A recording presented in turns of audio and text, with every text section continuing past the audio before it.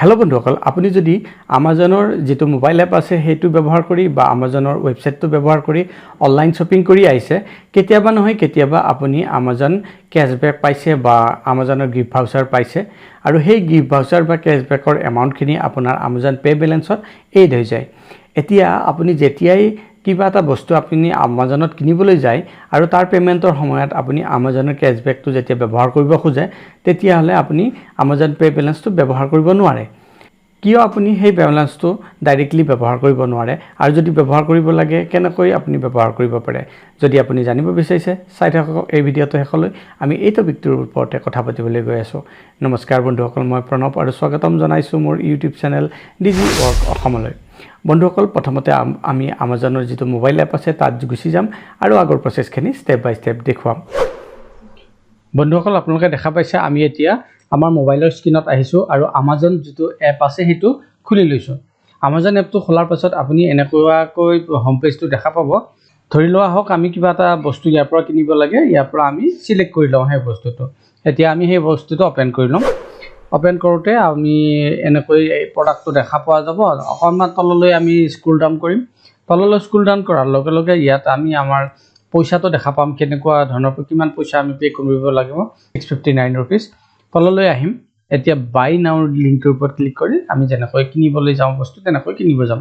Already আমাৰ address ইয়াত selected আছে, গতিকে ডাইৰেক্ট বাই নাওৰ ওপৰত ক্লিক কৰি গুচি যাম। এতিয়া বাই নাওৰ ওপৰত ক্লিক কৰি যোৱাৰ লগে লগে আমাক পে'মেণ্ট পেজটোলৈ পঠাই দিছে। ইয়াত আমি পে'মেণ্ট পেজটোত আমি দেখা পাম আমাৰ এটা আমাজন পে' বেলেঞ্চ আছিলে 20 টকা ইয়াত দেখুওৱা হৈছে। কিন্তু এই পে'মেণ্ট বেলেঞ্চটোৰ পইচাটো আমি ইয়াত চিলেক্ট কৰি পইচাটো পে' কৰিব নোৱাৰোঁ। কিয় নোৱাৰোঁ? যিহেতু যিটো আইটেম আছিলে সেইটোৰ দাম 659 ৰুপিজ, আমাৰ হাতত আছে 20 টকা।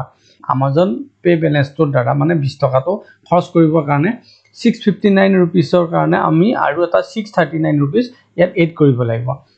যেতিয়া প্ৰডাক্টৰ দামৰ সমান বৰাবৰ হ'ব ইয়াত, তেতিয়াহে আমি এইটো ব্যৱহাৰ কৰিব পাৰিম।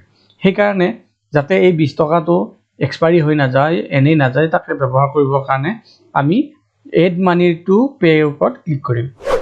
সেই লিংকটোৰ ওপৰত ক্লিক কৰাৰ লগে লগে আমি আমাজন পে' যিটো পইচা এড কৰাৰ পেজটোলৈ আহি যাম। ইয়াত আমি দেখা পাম প্ৰথমটো অপশ্যন আছে 639 ৰুপিজ। তাৰপাছত আপুনি ইয়াত যিকোনো অপশ্যন চিলেক্ট কৰিব পাৰে। 500 টকা, 1000 টকা, 1500 টকা, যিকোনো পইচা আপুনি এড কৰিব পাৰে আপোনাৰ একাউণ্টত, আপোনাৰ ৱালেটত। এইটো শেষ হৈ নাযায়, এক্সপায়াৰী হৈ নাযায়। কিন্তু আমি পইচাটো এড কৰিবৰ কাৰণে প্ৰথমটো এড অপশ্যন আছে 639। কিয়? কাৰণ আমাৰ 20 টকা বেলেঞ্চ অলৰেডি আছে আৰু আমি পে'মেণ্ট কৰিব লাগে 659। সেইকাৰণে 639 অপশ্যনটোৰ ওপৰত আমি ইয়াত চিলেক্ট কৰি ল'ম। যেতিয়া সেইটো চিলেক্ট কৰি ল'ম, তলত এটা লিংক আহিছে এড 639 টু বেলেঞ্চ। যেতিয়া সেই লিংকটোৰ ওপৰত ক্লিক কৰিম, আমি পে'মেণ্ট পেজটোত আহি যাম, য'ত আপুনি যিকোনো এটা অপশ্যন ব্যৱহাৰ কৰি পে'মেণ্টটো কমপ্লিট কৰিব লাগিব। আৰু পে'মেণ্টটো কমপ্লিট হোৱাৰ লগে লগে আপোনাৰ আমাজন পে' বেলেঞ্চ 659 হৈ যাব।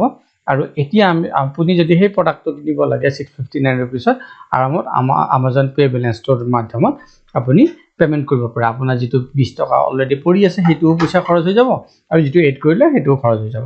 বন্ধুসকল, এনেকৈয়ে আপুনি যদি আমাজন পে' বেলেঞ্চত থকা পইচাটো ইউজ কৰিব পৰা নাই, ব্যৱহাৰ কৰিব পৰা নাই আৰু ব্যৱহাৰ কৰিব বিচাৰে, তেতিয়াহ'লে সহজতে কৰিব পাৰে। আশা কৰিছোঁ এই ভিডিঅ'টো আপোনালোকৰ পচন্দ হৈছে। কেনেকৈ আপুনি আমাজন পে' বেলেঞ্চৰ যিটো এমাউণ্ট আছে সেইটো আপুনি কিবা এটা পাৰচেছ কৰাত ব্যৱহাৰ কৰিব পাৰে, সেইটো জানিব পাৰিলে। যদি এই ভিডিঅ'টো পচন্দ হৈছে, ভিডিঅ'টো কৰক লাইক আৰু চেনেলটো ছাবস্ক্ৰাইব কৰিবলৈ নাপাহৰিব। পুনৰ লগ পাম আন এটা ভিডিঅ'ত। তেতিয়ালৈ বন্ধুসকল, নমস্কাৰ।